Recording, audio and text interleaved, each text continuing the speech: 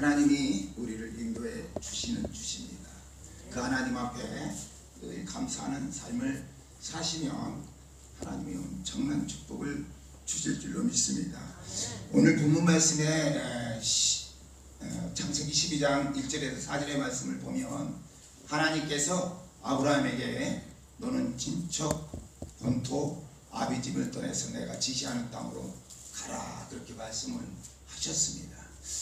근데 많은 사람들이 아브라함이 정말 하나님께서 말씀하신 대로 그대로 지켜 순종을 했구나라고 말씀을 많이 하십니다. 그런데 그거는 분명히 맞지만 그 중에 본토 친척 아비 집을 떠나서 하나님은 가라고 그랬는데요, 온전한 순종을 안 했다고 저는 생각을 합니다. 왜냐고 하면 롯을 데리고 갔거든요. 하나님께서 본토 친척 또 다 버리고 내가 지시하는 땅으로 가라고 그랬는데 조카를 데리고 갔어요. 그것은 온전한 순종이 아닙니다.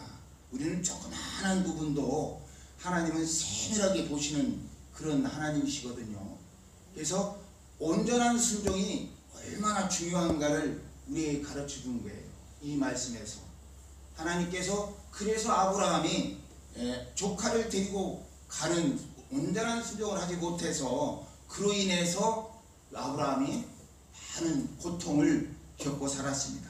그리고 가나안 땅에 40년의 그 가나안 땅에 들어가기 위해서 40년 동안 그런 고통을 받는 그 중에 일부분도 이 아브라함의 온전한 순종이 함께하지 못한 첫걸음이라고 저는 인정을 합니다. 그래서 우리는 하나님을 믿는데 정말 순종이라고 하는 부분은 굉장히 힘들지만 그 순종에 온전한 순종이라고 하는 그 말씀이 중요하면서도 내 생사를 가릴 수 있는 정말 기로의 말씀이라고 하는 것을 꼭 여러분들에게 말씀을 드리고 싶어서 또한 이 말씀을 드렸습니다. 또한 사례가 아브라함의 선택 중에 한 선택이 있었는데, 아브라함은 본토 아비집을 떠나서 가라고 했지만 그 중에서도 그 과정에서 어디를 갔어요? 70세가 넘어서 누구를 만났어요? 하나님께서 그에게 자녀를 준다고 하나님은 아브라함에게 약속을 하셨는데, 사라를 온전히 함께 할 수 있었다면 엄청난 축복을 받았지 않았을까, 저는 그런 생각을 하봅니다. 왜냐고 하면 하갈이라고 하는 여인을 취해서 아들을 하나 얻었지 않습니까? 그런데 하나님은 분명히 자녀를 주신다고 하셨는데 어떻게 보면 인내하지 못하고 기다리지 못해서 또 사라의 말만 듣고 아브라함이 하갈을 취해서 자녀를 하나 낳았어요. 그 아들이 누굽니까? 이스마엘입니다. 그런데 이스마엘이 지금의 어느 족속이냐면 아랍 족속들입니다. 그 아랍에서 지금 전쟁이 끊어지지가 않는데, 이게요 어떻게 보면 나라와 나라의 전쟁인 것 같지만 우리가 깊이 생각해 보면 무슨 전쟁? 종교 전쟁이에요. 지금까지도 일어나지 않아요.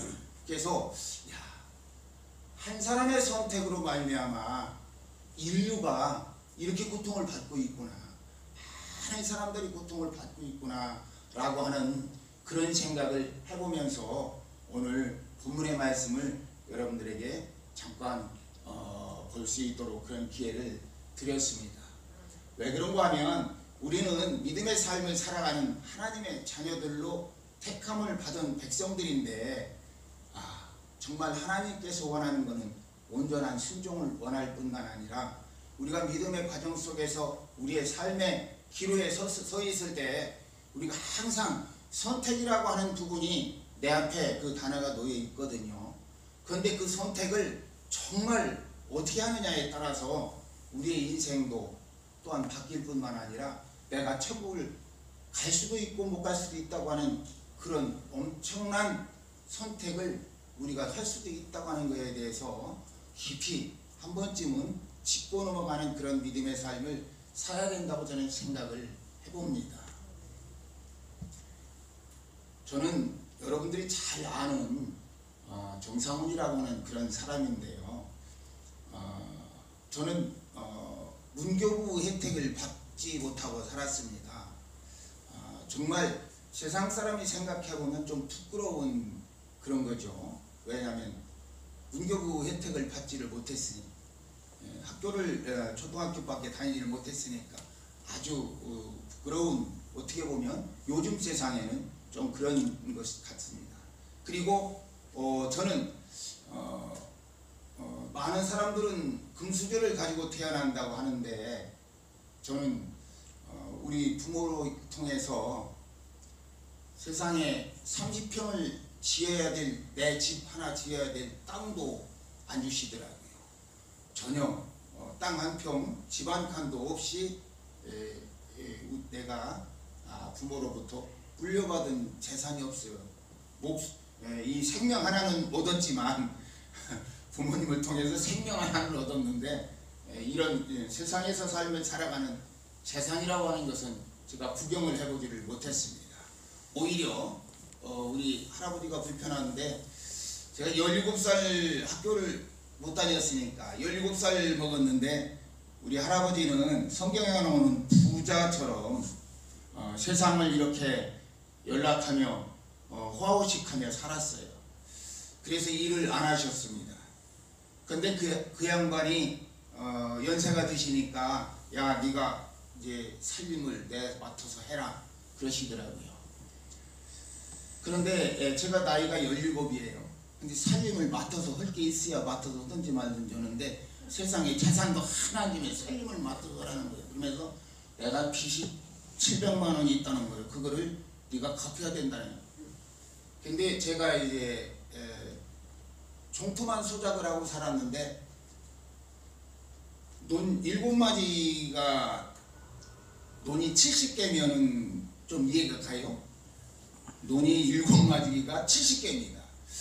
그거를 지어서 살림을 하라는 거죠. 그래서 제가 어려서 살림을 하는데, 첫해 17살 먹어서 농사를 지니까 15짝인데, 농사를 져서 15짝인데 방아쪄서 12짝을 할아버지가 가져가시더라고요.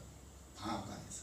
왜 그러냐면 내가 술도 먹고 쓰기도 하고 해서 다 쓴 게 또 장매도 더 쓰고 해가지고 12짝을 써야 된대요. 3짝 가지고 이제 우리가 살아야 됩니다.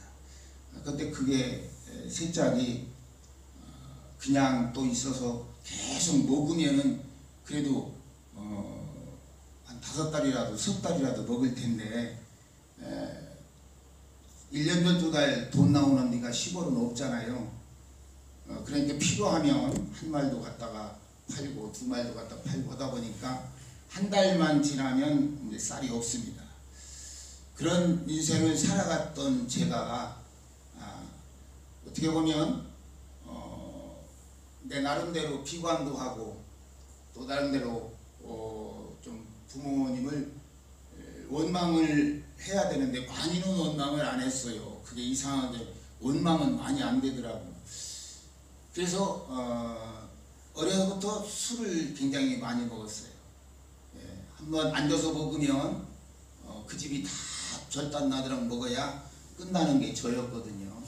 그런데 그런 인생을 살 뿐만 아니라 그렇게 시골에서 어렵게 사는데, 우리 형제가 6남매요. 7남매인데 하나는 일찍 하고 6남매인데,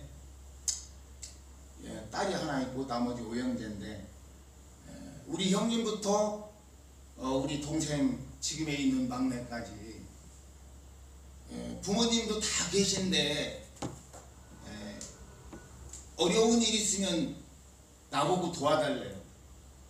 그래서 우리 형님 결혼한다고 방 얻을 돈이 없다고 해서 300만 원을 제가 얻어다 줬습니다. 그렇게부터 시작을 해서 동생도 이제 자리 잡게 만들고, 또 밑에 동생 또 부도 나서 또 그것도 또 해결해 줬는데, 이상하게 돼지를 좀 몇백 개를 먹였는데 팔으니까 딱 동생이 굳어놔가지고 그 돈 달라고 하더라고요. 그게 또 그따 주고 또 그런가 하면은 우리 또 그렇게 하고 나니까 우리 어머니가 자식이 6명이나 있는데 자기를 돌봐주는 사람이 하나 없어가지고 사흘새 빵으로 보따리 싸가지고 전전긍긍한다고 생전 안 오던 어머니가 와서 하소연을 많이 하더라고요. 근데 그게 이상하게 걸려서 그때 제가 후계자 자금을 받아서 소를 한 27마리를 먹였는데 그거를 팔아서 또 어머니 또 12평짜리 또 조그만 집을 또 사줬어요. 그랬더니 옆이 같이 사는 사람이 하나 있는데 어째 나는 안 보이냐고 그러더라고.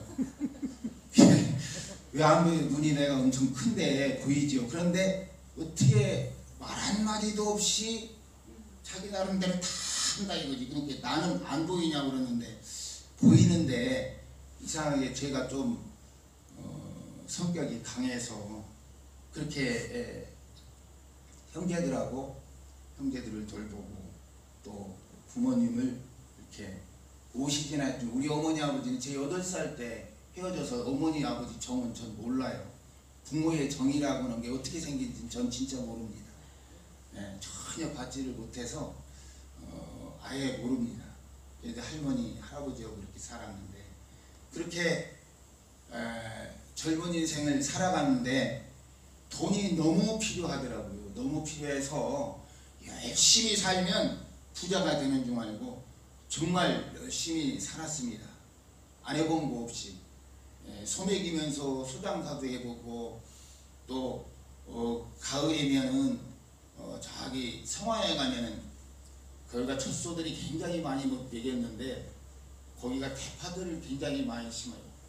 그 대파를 밭대기로 사서 그거를 가지고 작업해가지고 가락동 시장에 경매하러 밤중에 꼭 12시 넘어야 경매해요. 그거는 야채는 경매를 하러 다니질 않았나. 또 겨울이면 배추 장사를 하느라고 1톤 차가지고 부평시장을 하루에 2번씩 다녔어요. 하루에 2번씩 배추를 2차를 가지고 다니려면 새벽이 돼야 집이 옵니다. 그런 어떻게 보면 돈을 모으기 위해서 열심히 살았는데 이 돈을 쫓아가니까 돈이 안 오더라고요. 그렇게 열심히 살면서 지금까지 이렇게 왔는데 제가 주님을 만난 것은 22살 때였습니다. 22살 때 우리 제 어떻게 보면 다 얘기는 안 했지만 정상훈인 사람은 그렇게 살았어요. 그러다가 우리 할머니 이름도 유명하신 유선녀 할머니께서 선녀 같으신 분이신데 이분이 예수를 참 잘 믿으셨어요. 우리 할머니는 무당을 그렇게 잘 섬기셨거든요. 그래서 우리 옛날에 살던 집 뒤에 아주 그 솔밭 속에 그 할머니가 정성을 들이는 그 아주 장소가 있습니다. 그리고 옛날에는 집에 골방이 있어요. 그 골방에 상을 하나 이렇게 놓고 매일 물을 떠다 놓고 비는 분이에요. 그런데 우리 할머니가 하루살이처럼 알았어요. 하루살이처럼 알아서 제가 밥을 너무 많이 해먹었거든요. 그 가마솥에다가 아파서 예전 앞으로 들어놓았으니까. 그런데 할아버지가 약주를 잡수고해서 교회 가면 낫는다는데 지발 교회 좀 가라는 거예요. 왜? 하도 아프니까 교회 약주 잡수시면은 저 교회를 매탱이로 여전 때려 붓기신다고 하는 분인데 할머니가 하도 아프니까 교회를 가라고 하는데 그때 부흥회를 송천교회 부흥회를 해서 저희 할머니가 그 송천교회 나가셔서 가신 날 송천교회 부흥회 갔다가 오셨는데 그 다음날 새벽에 또 하던 일은 해야 할까요? 골방에 가서 걸어갔는데 그 산이 쫙 갈라졌더래요. 그 원판이거든요. 조그마한 원판인데 쫙 갈라졌다는 거예요. 그러니까 우리 할머니가 하나님이 있는가 보다. 내가 교회를 가야 되겠구나. 그날로 그 또 할머니가 그것을 버리고 교회를 나가시자는데 얼마나 열심히 섬기시는지. 예, 저 박민자 권사님네 집께서 여기가 1km 정도 되겠죠. 그런데 그 할머니가 교회 한번 나오시야 하는데 하루도 안 걸르고 교회 와서 주무시는 거예요. 교회 와서만 주무시고, 우리 할아버지가 동대정씨 문익공파 17대 18대 장손이에요. 17대 장손이에요. 그래서 제사가 한 20번이 돼요. 그런데 우리 할머니가 그렇게 정성을 들여서 제사하던 것을 안 지내고, 교회 나간 날부터 제삿날이면은 할아버지 머리 앞에서, 머리 위에서 찬송을 부르는 거예요. 성경을 보고. 그러다가 할아버지한테 엄청 많이 맞으셨어요. 그런데 맞으셔서 이 이마 이런 데가 다 깨져도 가시더라고. 나 같으면 안 갈 것 같은데. 근데 우리 할머니가 그렇게 열심히 믿었는데, 우리 할머니, 저는 예수를 믿고 싶지가 않았어요. 왜 믿고 싶지 않으냐? 그렇게 열심히 있는 우리 할머니가 옛날에는 명절 때 되면 동네에서 돼지를 잡아요. 그러면 2분, 3분 이렇게 사잖아요. 그런데 그걸 3분의 2는 쭉 자르다가 목사님 갖다 드려. 그러면 나는 먹을 게 있어야지. 그리고 어서 좋은 거 먹으면 교회 다 갖다 드리고 나는 먹을 게 있어, 먹으려고 보면. 그러니까 그게 너무 나는 속이 상해서 난 교회 죽어도 안 간다고 했어. 교회 안 간다. 왜? 내가 교회 가면 다 갖다 주니 굶어 죽을 거 아니냐. 그러니까 안 간다. 그래서 저는 안 가기로 했는데, 우리 할머니가 옛날엔 눈이 굉장히 많이 왔어요. 이렇게 막 빠지도록 왔는데, 옛날에는 불 떼서 밥을 해 먹잖아요. 우리 사택에 불을 떼는 아궁이가 있었는데, 저희 할머니가 그 꼭대기에서 교회로 오시면 겨울에 목사님이 춥다고 불을 떼게 나무를 갖다 해, 나무는 못 해주니까 지토매를 이렇게 가을에 밭 심으면 이렇게 옛날에 묶었잖아요. 그놈을 끼고 이렇게 해서 가방 들고 눈 온 데를 끌고 오시면 교회 오면 다 빠지고 몇 개 남도 아니에요. 근데 그거를 그냥 날르시는 거예요. 그거를 그렇게 예수를 열심히 믿으시더라고요. 그러다가 이 교회를 뜯고서 다시 짓게 됐어요. 교회를 다시 짓게 됐는데, 그때 당시 이제 윤용환 목사님이라고 다시 짓게 되는데, 우리 할머니가 그래, 야, 너는 교회는 안 다녀도 내 대신 교회 가서 일 좀 해주면 안 되겠냐. 우리 목사님이 허리가 안 좋으셔요. 이렇게 내 대신 가서 일 좀 해주면 안 되겠냐. 허리 아픈데 목사님이 일하시나 디모도시나 굉장히 고생하시고 아프신데 막 어려우신데 가서 일 좀 해주면 안 되겠냐, 내 대신. 그 일을 해드리라는 거예요. 그래서 가만히 생각해보니까 일은 해줘야 될 것 같더라고. 할머니가 거기서 여자 앓는데 거기 가서 또 아프면 이제 할아버지가 난리가 날 것 같고, 그래서 일은 내가 그럼 일은 할게요. 내가 일은. 그래서 교회 일을 디모도로 걸어왔습니다. 걸어와서 사람이 없으니까 계속 한 번 오니까 그 목사님이 오늘은 상훈이가 와서 이러니까 되게 좋네 그러면서 나를 막 아주 지금 꼭대기까지 올려놓는 거예요. 그러니까 하여튼 좋았던 나빴던 그 목사님이 그냥 꾸리고 돌아다니면서 오늘은 상훈이가 와서 아주 일 많이 해줘서 되게 좋네, 아주 다쳤네 이러면서 그냥 열심히 그렇게 말씀을 하셨는데, 나 나름대로는 할머니 대신이니까 적당히 조금 내가 해주면 되지 뭐 그랬는데, 하루 하다 보니까 어쨌든 또 성격이 한 번 일하면 다 마무리를 지어야 되니까 일을. 그 일을 다 마무리하더라 교회 와서 일하다 보니까 교회를 그때부터 나오게 됐습니다. 나오게 됐는데, 그때 우리 그 목사님이 상호 이제 교회도 나와 주일날.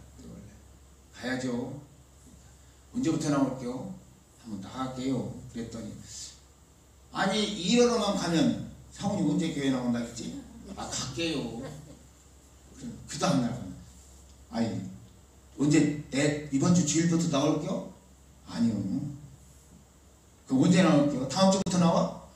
아주 그거를 그냥 취급하더라고요. 하도 듣기 싫어가지고 목사님 다음 주부터 제가 할게요. 아 덜컥 그랬어요. 그 다음 주부터 간다고 했어요. 그 다음 주 갔는데 목사님이 아 그래요? 다음 주부터. 그랬더니 금요일 토요일 이틀을 우리 집에 오는 거예요. 조일을 이번 주에 교회 온다고 했어. 예. 꼭 해요? 아 그래요. 그러고 있는데 토요일에 또 왔어요. 아 왜 오셨어요? 아 내일 교회 온다고 했잖아. 예. 꼭 해요? 그래요. 이제 교회 왔어요. 하루 와서 앉았는데 처음에 오니까 되게 멋멋하잖아요. 자 뒤에 앉아가지고 그냥 있다가 예배 끝났는데 목사님이 붙잡거든요. 다음 주도 해요. 그래서 주일날 1시간만 갈게요. 주일날만. 그렇게 약속을 했습니다. 1시간만 주일날 오는 걸로 약속을 했는데 그날부터 특별한 경우 아닌 지금까지 주일은 나름대로 최선을 다해서 하나님 앞에 드리려고 노력을 하고 있습니다. 할렐루야. 그래서 제가 그 믿음이 지금까지 이렇게 성장이 됐습니다. 근데 하나님께서 일이 아무것도 무식하잖아요. 공부를 안 했으니. 그리고 돈도 없잖아요. 그리고 어디다 내놓을 게 집어넣지도 없어요. 근데 내가 오늘 제목을 나를 만드신 하나님, 나를 오늘 여기까지 세워주신 그 하나님 앞에 저는 감사하며 하나님이 나를 오늘날 정상훈이를 만들었다라고 저는 생각을 합니다. 왜냐고 하면 그렇게 예수를 믿다 열심히 주일날을 빠졌는데 처음에는 내가 주일날 약속했으니까 주일날만 가야 되겠다. 그렇게 이제 주일날만 이렇게 계속 다니고 그러는데 시골이니까 가장 어려운 게 뭐냐고 하면 옛날에는 품앗이를 했어요. 꼭 품앗이를 하면 베빌 때, 뭐 심을 때 품앗이 하는데 주일날 상관없이 하잖아요. 근데 그 주일날 그 1시간 교회 오는 게 그렇게 힘들더라고요. 그렇지만 나는 나름대로는 최선을 다해서 할아버지한테 곡행이로 쫓아와서 죽인다고 쫓아온다고 하는데도 믿음은 없었지만 목사님하고 약속을 했기 때문에 제가 주일날 왔다 갔어야 됐어요. 그런데 하나님께서 나를 쓰시려고 그러는지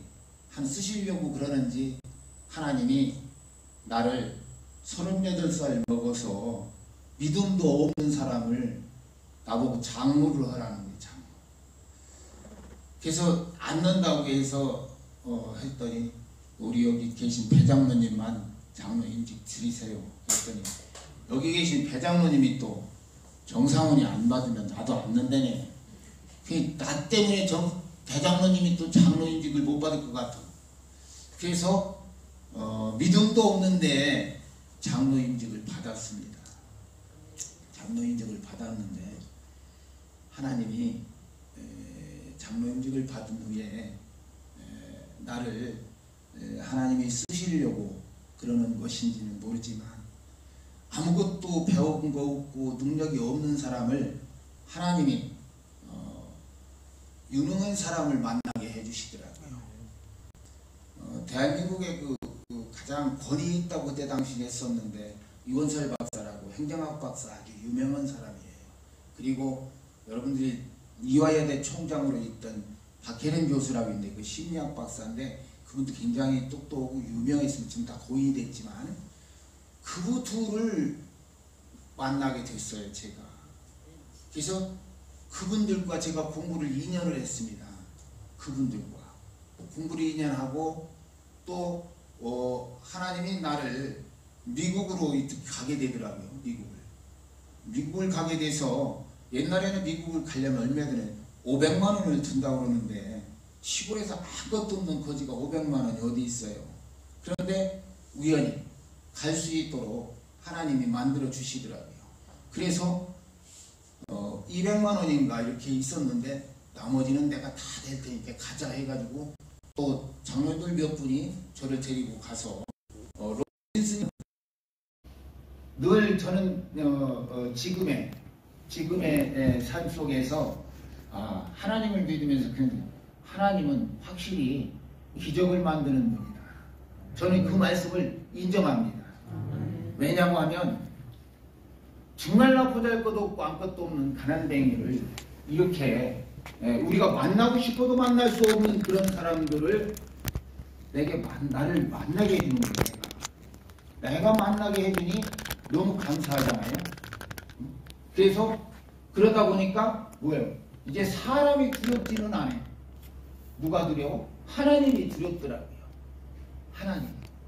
내가 뭐 사람이 두려워서 그러니까 그런 사람들 만나서 내 견문을 넓혀주시고 내 몰랐던 지식을 일깨워주시고 정말 내가 황당한 상황에 처해 있을 때 지혜롭게 문제를 해결할 수 있도록 해주시는 그 하나님. 그래서 내가 노력해서 세상에 배우는 공부는 지식이죠. 지식. 그런데 지혜는 세상에서 얻는 게 아니더라고요. 지식은. 지혜는 하나님이 주시는 거더라. 하나님이 지혜를 주시니까 사람도 볼 수 있도록 해주시고 그리고 지혜를 주시니까 가장 어렵고 아주 고통스러웠던 그런 일도 하나님이 풀어주시더라. 무엇로? 지혜로. 지식으로 푸는 게 아니라 지혜로 풀어주시더라 이 말이에요. 그래서 미련하면서도 우둔한 자를 만들지 않고 지혜롭게 정말 하나님이 세상에서 말하는 것처럼 똑똑한 사람으로 하나님이 세워주시더라 이 말이에요. 하나님께서 머리가 될지언정 꼴이 되지 않게 해주신다고 하는 그 말씀이 내게 적용했구나. 그런 말씀에 나는 그 하나님 말씀 한 말씀이 누구를 위해서? 나를 위해서 만들어주신 하나님이 써놓으신 그런 말씀이라고 인정이 되더라고요. 그래서 너무나 감사합니다. 감사합니다 하고 사는데 이렇게 하나님이 나를 도우셔서 똑똑한 사람, 능력 있는 사람, 모든 삶에 맥히지 않는 삶을 살아갈 수 있도록 해주시니까 나도 모르게 뭐가 가요? 교만이 조금 들더라고요. 교만이 들어서 제가 조합장을 9년을 했는데 선거직을 한번 하려면 많은 사람들이 엄청난 돈도 많이 들어가고 그리고 2번, 3번 이렇게 해야 또 막 알리고 해야 당선도 되고 그러는데 내가 조합장 한번 한다고 그랬는데 하나님께서 4사람이 나왔는데 3사람의 표보다 정상훈이 하나가 더 많게 해주시더라. 나는 정말 여기 학연 지연 별로 없는 상황에서 선거를 했는데 그렇게 도와주시더라. 분명한 것은 하나님이 도우셨습니다. 하나님이 도우셔서 거기에 세우셨는데 너무 감사합니다. 너무 감사합니다 하고 그 믿음 생활을 열심히 하려고 그랬어요. 제가 열심히 해야 되겠다. 그래서 제가 조합장을 교회가 차가 만들어진 이후로 교회 차가 생긴 이후로 제가 교회 차 운전대를 놓지를 않았습니다. 조합장을 했는데도 제가 암만 바빠도 주일날 차원에는 해야 됐었어요. 제가. 그게 제 사명이라고 생각을 했습니다. 열심히 진짜 빠지도 않고 그리고 주일날 행사가 얼마나 많아요. 행사가 너무 많아요. 그런데 주일날 예배 드리고 갈 수 있도록 시간도 조절하고 만들고 이렇게 해보니까 거기서 무슨 제가 시간은 내가 만드는 거지 누가 주는 게 아니구나. 얼마든지 내가 만들 수 있구나 라고는 그런 자부심까지도 생겼습니다. 그래서 예수를 열심히 믿으면서 조합장직을 하는데 아무것도 배우지도 못하고 무식한데 컴퓨터도 보게 해주시고 금융기관에서 쓰는 그 BS라고 하는 단어도 숫자도 내가 언제 그런 거를 배웠어요? 전혀 못 배웠죠. 알지도 못했는데 그것이 보이더라고요. 그것이 보여요. 그 글씨가 보이더라고요. 계산이 나오는 거예요. 그리고 경영이 뭐라고 하는 것을 무엇인가를 하나님이 나한테 지혜 주고 깨우쳐 주시고 좋은 사람들을 만나서 나를 높이 세워주시는데 엄청나게 하나님이 나를 지혜롭고 똑똑한 사람으로 세워주시다. 1250명의 전국의 조합장들이 있는데 제가 농협대학원을 다니는데 60명이 왔어요. 근데 1250명 중에서 중학교도 안 나오는 사람은 하나도 없어요. 최고 못 나온 사람은 고등학교, 그 다음 대학생들입니다. 그런데 정상원이 하나밖에 없어요. 공부를 최고 많이 한 사람이. 그런데 부끄럽지도 않고 자신이 없는 것도 아니에요. 자신이 있는 거예요. 그래서 농협대학에서 논문을 써서 시험을 봤는데 제가 우수를 받았습니다. 아주 월등한 점수를 얻고 그래서 농협대학에서 명예교수로 위촉을 받아서 제가 7년을 명예교수로 1년에 분기별로 강의를 하러 다녔어요. 그러니까 세상 사람들이 배워도 못 가는 강단에 서서 제가 강의도 해봤습니다. 얼마나 이거는 내가 한 게 아니고 누가 했어요? 하나님이 나를 그렇게 세워주더래요. 거기 가서 100명 이상, 150명, 200명까지도 내가 놓고 강의를 하면요 인기가 제일 좋더라고요. 그러니까 사람이 우쭐해지고요 교만이 자꾸 들어가서 사람이 욕심이 생기는 거예요. 욕심이 되면 죄를 낳고 죄가 있다면 사망을 낳는다고 그랬는데 내가 높아지고 자꾸 높아지고 자신이 있어지니까 하나님이 세워주셨는데 내가 스스로 잘인 것 같은 거예요. 뭐가 교만이 들어가니까. 조용기 목사님이 설교하는 중에 뭐라고 하냐면 우리가 믿음의 삶을 살아가는데 그 누구도 아무리 믿음이 크고 목회자라 할지라도 악한 영은요 내 곁에 붙어 다닌다는 거예요. 그래서 이 사람을 언제 넘어뜨릴까 호시탐탐 기회를 노리는 게 악한 영이라 마귀래요. 그런데 그 마귀가 내가 항상 붙어 다닌다는 거예요. 그래서 우리는 그 마귀를 물리치고 그 마귀를 이기기 위해서 정말 쉬지 않고 기도해야 되고 쉬지 않고 하나님 앞에 열심히 예배하며 충성하며 하나님의 말씀에 순종하며 삶을 살아가야 되는데 내가 조그만한 교만이 들어가니까 그 악한 영으로 인해서 내가 아주 교만이 하늘을 찌르더라고요. 그래서 그러다 보니까 하나님이 나를 내려놓게 해주시더라. 넘어지게 해주시더라. 그런데 넘어지게 해주시는데 그 넘어진 거에 대해서 지금 정상원이가 이렇게 서서 말씀드린 거 들을 수 있는 거는 너무나 감사한 겁니다. 너무 감사하다고 저는 인정합니다. 왜 그러냐고 하면 우리가 일생을 살아가면서 육신이 아프면 조금만 아파도 어떻게 돼요? 정말 인상을 찌푸리면서 괴로워하면서 어떻게 하면 이 병을 고칠 수 있을까 여기에 전전긍긍합니다. 맞죠? 그런데 정작 내 영혼이 병 들어갔을 때는요 그걸 느끼지 못하고 삶을 살아갑니다. 그 왜 그러냐고 하면 악한 영이 내게 있어서 그렇습니다. 내 영혼이 병들어서 정말 통곡하며 하나님 앞에 땀을 치며 분해하며 하나님 앞에 울부짖어 본 적 있으세요? 저는 지금에 이렇게 생각해본 그냥 대충만 생각해도 20년은 내 영혼이 죽어 살았다고 병들어 살았다고 생각을 합니다. 영혼이 병들었을 때는요, 아무것도 안 돼요. 그때는요, 그냥 내가 사명만 감당하면 되지라고는, 요거 외에는, 그것도 엄청난 큰 믿음이겠죠. 그거 외에는 보이지가 않습니다. 순종이요, 우리가 열심히 하고 싶지만 안 되는 거예요. 무엇 때문에? 그 교만이 여기에 들어있어서, 이 교만이 안 나가면 절대 그걸 깨닫지를 못하더라고요. 그래서 저는 거기에 이렇게 그 교만이 들어가서 하나님이 나를 넘어뜨렸어요.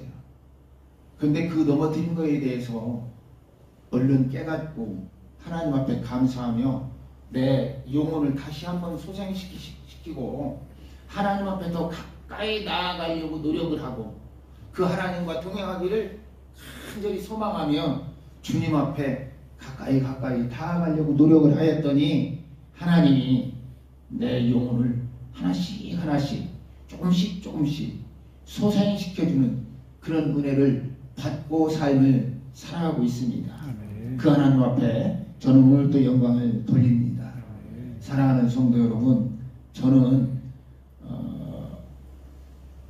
옛날에는 한 두세 군데 이렇게 간증을 한번 해봤습니다만 우리 교인 성도님들에게 간증을 해보는 건 처음입니다만 드릴 말씀은 많이 있지만 중간중간에 이렇게 간단하게 말씀을 드린 것은 내가 정성훈이의 일생과 또 믿음을 가지면서 내가 하나님이 나를 도우셨던 그 하나님과 내가 넘어지고 쓰러질 때 그래도 실망하지 않고 하나님을 사랑하고 하나님을 더 가까이 가려고 노력하는 그 믿음 하나로 오늘 이 자리에 서서 여러분들 앞에 고백할 수 있는 그런 기회를 주신 하나님 앞에 감사하고 또 목사님께서 1년 전부터 오시면서 간증이라고 하는 두 분을 여러 번 말씀을 하셨지만 마음에 허락을 하지 안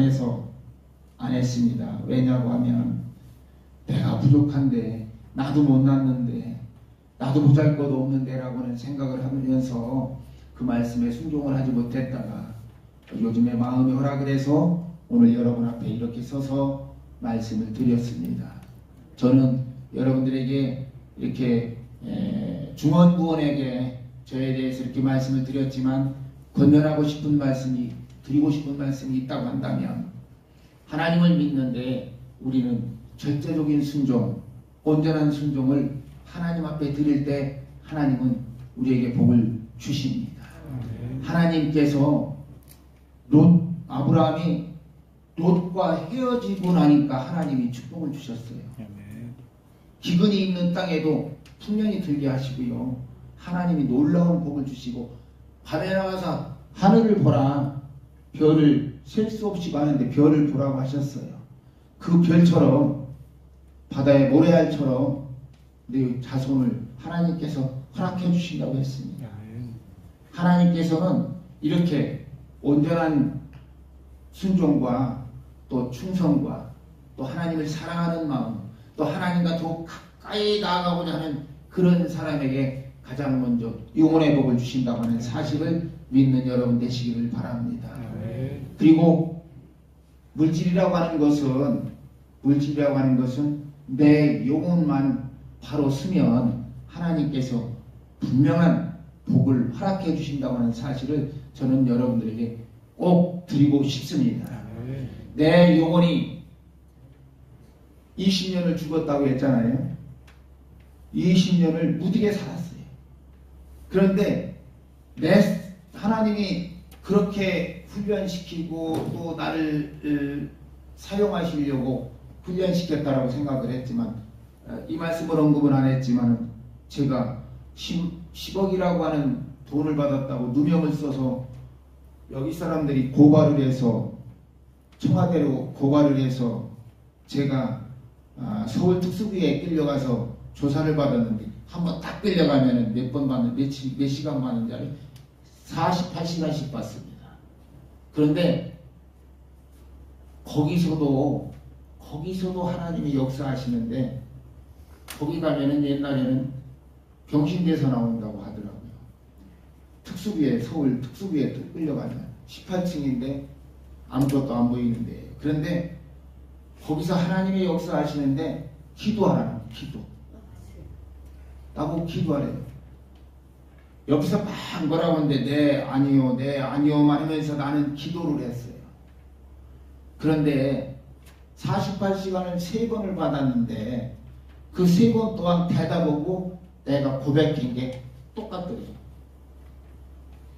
그 사람들이 이 암호를 풀이하는데, 그리고 혐의 없음을 가지고 6개월 만에 제가 다 혐의를 벗었습니다마는, 하나님은 이렇게 가는 곳마다 하나님이 쓰시고자 하는 자, 하나님으로부터 선택받은 자는 그냥 버리지 않으시고 하나님께서 꼭 함께 하시고 그에게 지혜도 주시고 또 이길 수 있는 능력도 주시는 하나님이신 것을 여러분 앞에 고백을 합니다.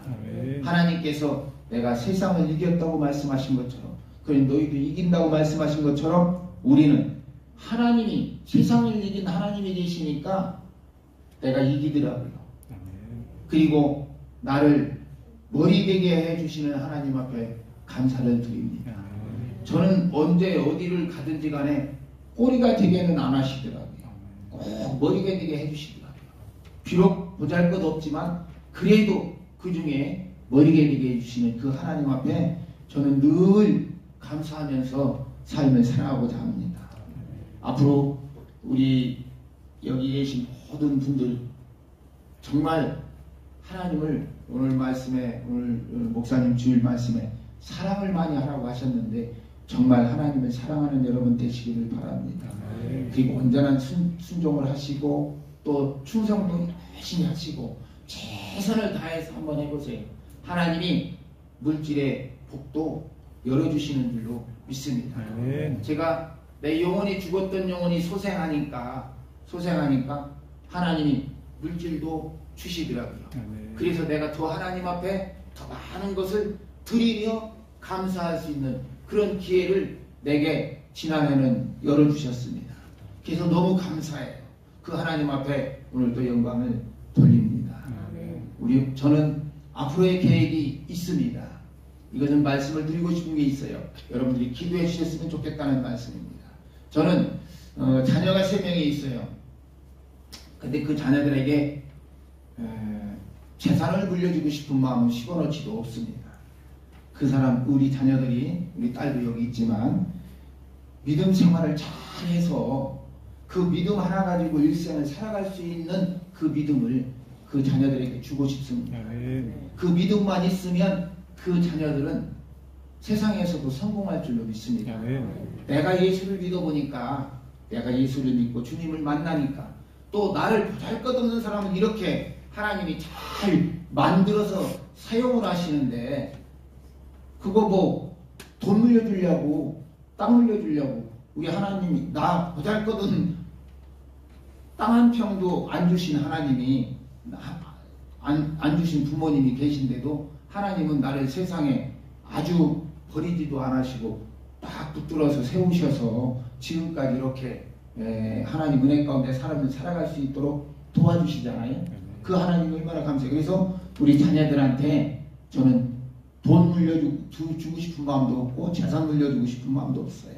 그 자녀들에게 정말 하나님을 잘 섬기고 주님 앞에 충성하고 봉사할 수 있는 그런 믿음의 소유자가 됐으면 좋겠다 위해서 저는 열심히 기도를 할 것입니다.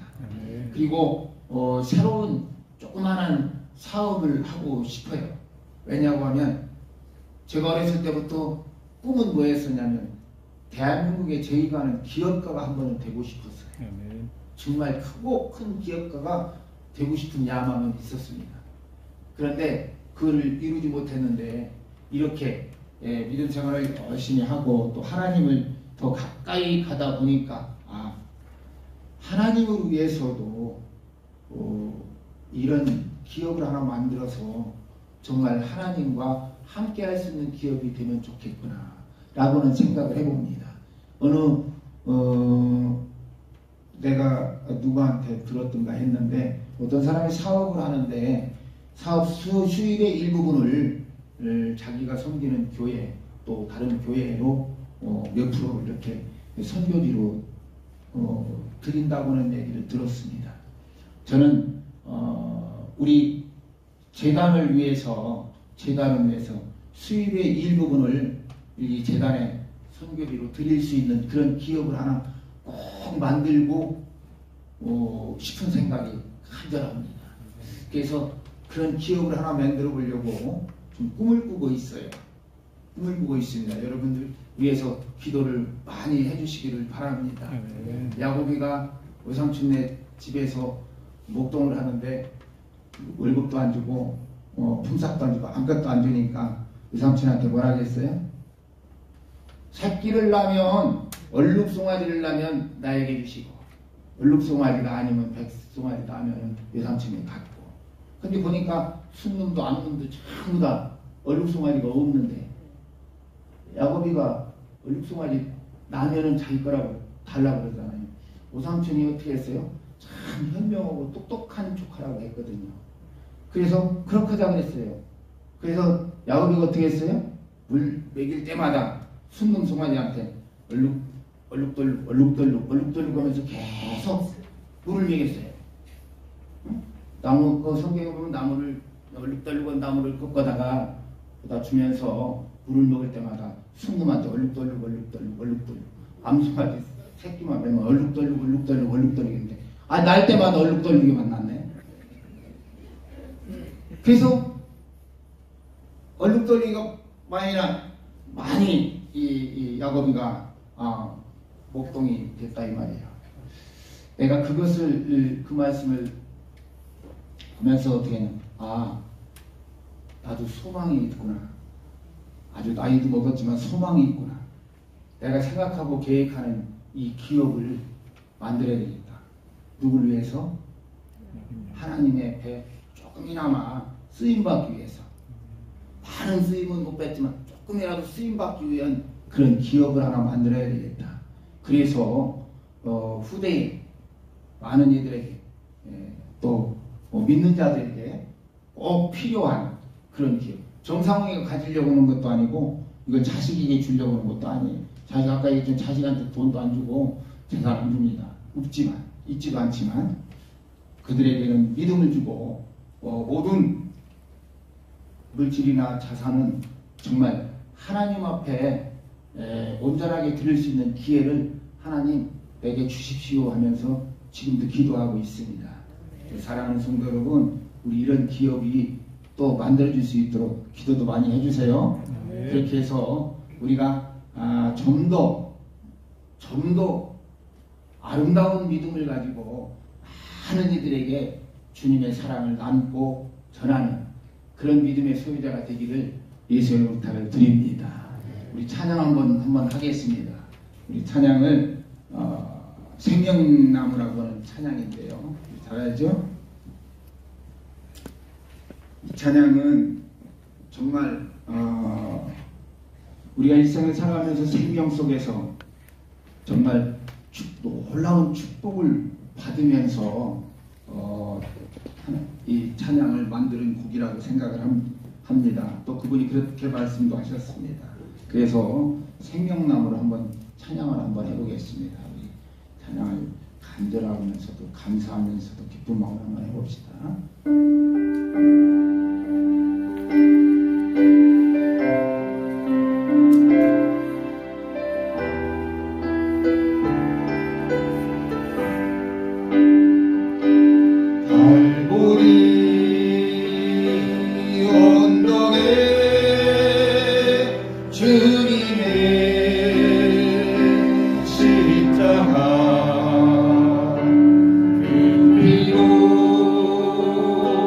내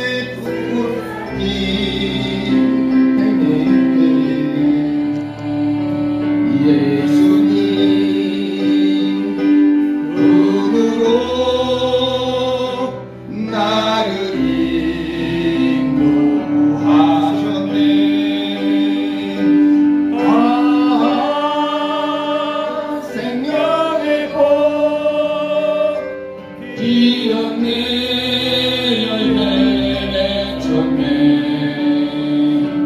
나는 다시 태어났네. 그 이름 생명나무라. 사랑하는 성도 여러분, 우리는 하나님을 정말 사랑하는 사람이 되어야 되겠어요. 누구를 위해서? 내 자신을 위해서. 누구를 위해서가 아니에요. 내 자신을 위해서 정말 하나님을 사랑하는 여러분 되시기를 바랍니다. 험한 우리 말할 수 없는 고통 속에서도 나를 건져주시고, 정말 죽을 수밖에 없는 내 죄인을, 정말 보잘것없는 나를 하나님은 깨끗하게 만들어서 씻어서 정말 하나님의 쓰기에 합당한 여러분들의 성도로, 집사로, 권사로, 장로로 세우셨습니다. 우리는 그 사명 잘 감당하면서 하나님이 부르시는 그날까지, 하나님이 부르시는 그날까지 원망 없이, 불평 없이 나 자신을 죽이고 내 자신을 새롭게 만들어가면서 주님 앞에 영광 돌리는 그런 삶을